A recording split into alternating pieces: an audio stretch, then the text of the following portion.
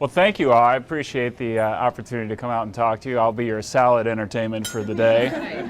I'm wondering what your surprise is. You've got me all kind of interested now.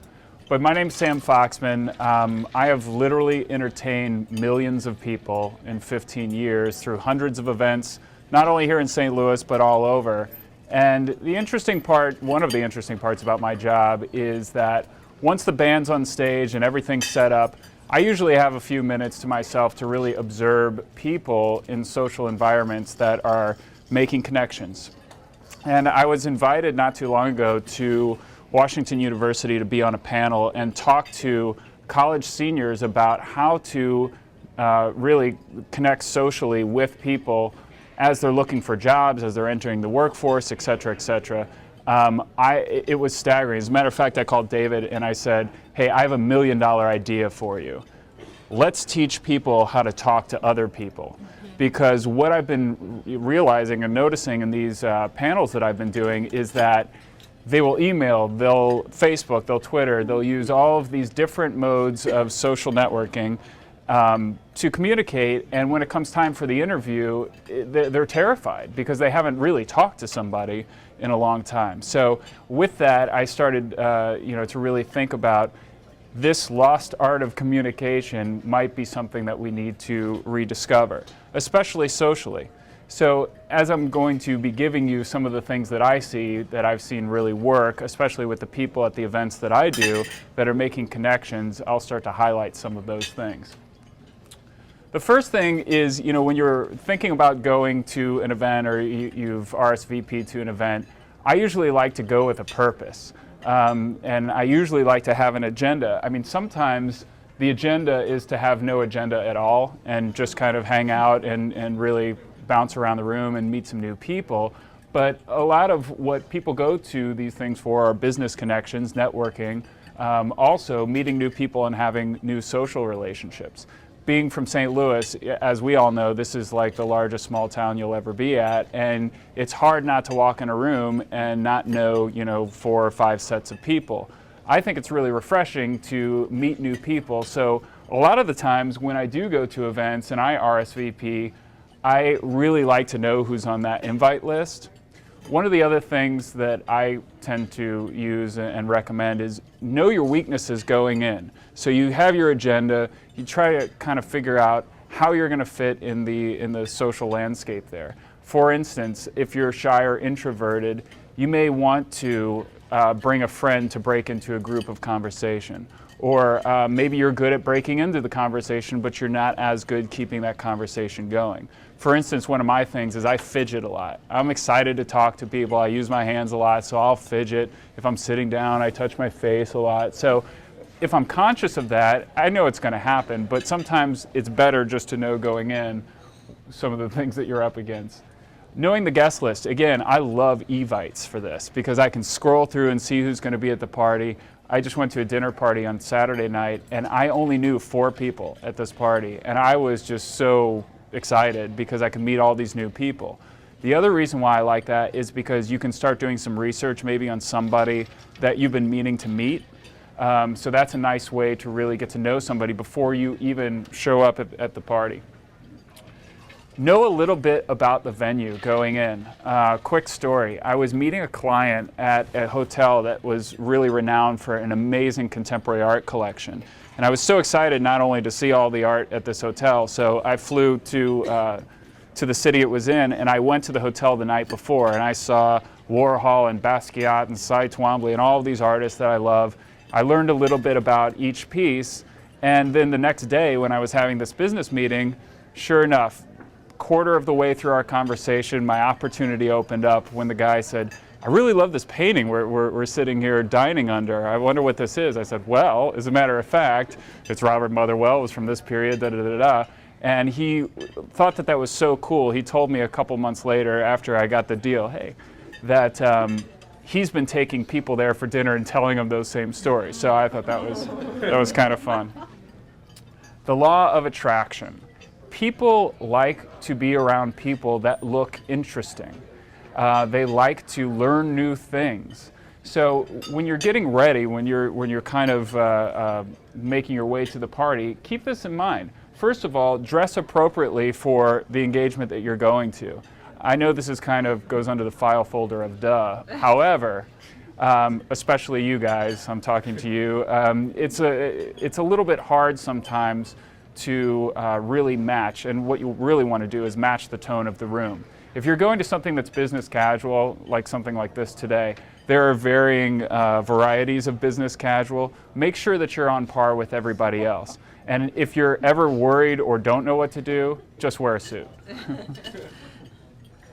Add a conversation piece to your outfit. Remember, people like to notice other people that look and seem interesting. Whether it's maybe a watch with a bright orange band, or a pocket square, or a flashy belt that day, or whatever. These are things that, along with body language, that we're attracted to. We like to talk to people that look like they have something interesting to say. Utilize the perma-grin. Now, I'm not talking about like that total grin that's almost like psychotic, like I'm going to chop you up in little pieces, but you always want to have that little smile on your face that people are attracted. They want to know more, because ultimately people like to be around people that are happy.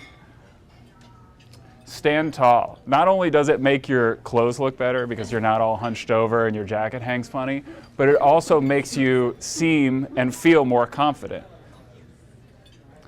And also look approachable. Like, have you ever seen that guy who's kind of at the bar and he's like leaned over by himself, or, you know, my favorite, where they cross their arms. They look closed off. Stand with your feet to the person that you're talking to and be open. Those are the types of things that attract people in to talk to you. So how to break in. So now you're ready, you look good, you've got your pocket square, and you're ready to go talk to somebody. Couple ways to do that. Always when you walk into the room, you want to be there. I mean, that's why you came. Walk through the room like you've got all the time in the world, like you own the place. The first thing that I like to do is I like to spot people that I know and start to have some conversations just to warm myself up. You know, check in with some people, see how they've been. Maybe I've seen them just a week ago, or maybe it's been a few weeks. But I always like to find somebody that I know. Usually what happens next is we head to the epicenter of the party, which is the bar. And the bar is not only good for getting drinks, but it's also great because a lot of people are standing in line there, and you can connect with people over something like getting a drink. The one thing to keep in mind, though, when you're doing that is once you get your cocktail or whatever it is that you're drinking at the party, and then you move away from the bar, carry your cocktail in your left hand. Everybody knows why, right? Because if it's in the right hand, it's cold, and sometimes your hand gets wet, and when you reach out to shake somebody's hand, it could be mistaken for cold and clammy. But if you're like me and you talk with your hands a lot, it's always good to have it in your left hand so you can meet new people. Breaking into a group, what I tend to do, and what I've seen people do that I think is pretty effective, is look for the break in the group. You want to walk in, acknowledge the person to your right and to your left, and sort of get that camaraderie right away. Do not interrupt the person talking. So you basically want to come in, give your full attention, all of your listening skills, and point your feet towards the person who's talking at the time. Again, this is about active listening. You know, you want to make sure that you're following the story or the tidbit of information, because that's going to be a piece of information that you could use later on. Don't interrupt, but join in with the pace of the group. A lot of what I like to do is after the story is happening, I'll introduce myself quickly, like, oh, by the way, guys, I'm Sam, and yeah, the same thing happened to me at that restaurant. It was totally amazing. So that's one thing that will help people remember who you are for later on in the conversation too. Approaching an individual, I mean, this is, for some people, is pretty scary. I think that it's pretty easy when you have a common topic, and one of my favorite common topics is, how do you know the host? Or how do you know the host organization? Or have you been to an event like this before? I met some people here earlier with that same kind of common topic. And you know, the key to that is, once you ask that question, really listen to the response, and then respond to their answer. And once you get past that first volley, even with a new person or somebody you've been really wanting to meet, it's pretty easy after that. Don't commit to one spot or one group for too long. I mean, this is why you came to whatever function this is to meet a bunch of new people. Mingling means interacting with all types of people, so it should be your goal to move around the room and really kind of get as much information and get as much out of the event as possible. Say some hellos, make some small talk, and then move on. You don't want to be that guy or the girl who hangs out in the conversation way too long. And don't stay in one conversation too long. And I think that we've all either had somebody that's done that to us. And make your exit from each group graciously. Even use the mingling as an excuse. Oh, you know what? There's somebody over here I haven't seen in a year. I'll be right back. Or, does anybody need refreshments? I'm going to go hit the bar. So the conversation, once you break in, let's talk about the content a little bit. And by the way, if you guys have questions or whatever, just interrupt me. It's totally fine. I'll moderate them at the end. We'll Yeah, jump in some at the end. sounds good. Cool. So find a shared interest. Again, this sort of is duh, but at the same time, it can be a little bit when you're going to meet somebody, maybe it's a business scenario where you don't know the personality of this person or you don't know what they're interested in. Finding some common ground, and the quickest way to do that is talk about some topics that everybody can relate to. Travel. Although this backfired on me, I was in New York with my friend from Bon Jovi, and he brought somebody there who I said, oh, have you been to New York before? No. So we started talking about New York, and she said a little bit after that, I've never been on an airplane before. I said, oh, okay, well, and then we just talked about the fact that she needs to go all of these different places. So I wasn't really ready for that, but it was definitely an interesting topic change, which happened very quickly. So food and wine is pretty safe. Dining out is pretty safe, especially in a restaurant like St. Louis. Oh, I just had a great meal at Araka. Here's what I had. And oh, gee, I just ate there too. So that's instant common ground. The other thing, children, pets, things like that, if you don't know the person well enough, I usually stay away from that at first, and then I usually come back to it. I also hesitate with current news topics. I try to stay away from anything that's too controversial or that slants right or left or what have you, unless you know that person. Books, hobbies, music, that sort of thing is easy. You can learn a lot about a person by their style of music or the books that they like too. Couple things to remember when you're talking to somebody new, this isn't about you. This is about you getting information from them. So again, throw in a story, throw in an anecdote, whatever, but try to kind of stay away from these long droning stories about how great this was and what you did for it. And I know it's hard to do, especially if you see a great business opportunity. Less is more. It's better to come back to that person with, hey, I really was liking what we talked about at XYZ party. I'd love to, have lunch with you and kind of further that discussion. Also, I like to use that person, or if you're in a group, use names frequently.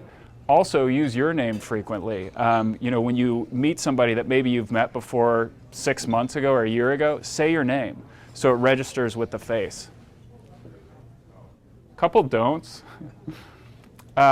Don't talk about physical injuries, sickness, accidents, or death. Don't bring down the house with your conversation. Even if somebody else touches on it and your aunt, just whatever, had some sort of injury or whatever, try to bring that conversation back up to a mutual topic that's uplifting. Remember, you've got a smile on your face. You look good. You don't want to talk about, a debilitating disease. Don't talk like a sailor. This, again, you would think, duh. I was just in a conversation on Friday night where I had just met somebody, and it wasn't a business thing, it was a social thing, and I had been in this party for maybe 45 minutes, and it was F-bomb right away, and I just thought, that's pretty ballsy, you don't know me, and granted, it's fine because, with the industry that I'm in, that's kind of how we talk, but when I'm meeting new people, I would never do that. So I think that the rule here is just don't. If you're in a social situation and it's getting a little bit more relaxed and maybe you're around some people that enter at your own risk. But I think that the best word choice and the best diction that you can use is going to say a lot about you. Avoid any jokes. What I like to do is make jokes about myself. If I'm the punchline, that's pretty safe. But always try to avoid jokes about religion or sexual preference or anything that might be offensive. Avoid gossip. Now, this is harder than you think for people, especially if they know somebody, maybe a mutual person, or somebody in your office, or, oh, yeah, I know so-and-so. Did he ever get out of that, da-da-da-da-da? Well, what that really does do, it doesn't show that this person knows a little bit more about your mutual interest. What it really shows is a little bit about that person's character. So I try to avoid gossip altogether. Even if I know a juicy one, I'm not going to spill it. Don't overstay your welcome in the conversation. Again, we talked about people that sometimes stay a little bit too long in the conversation.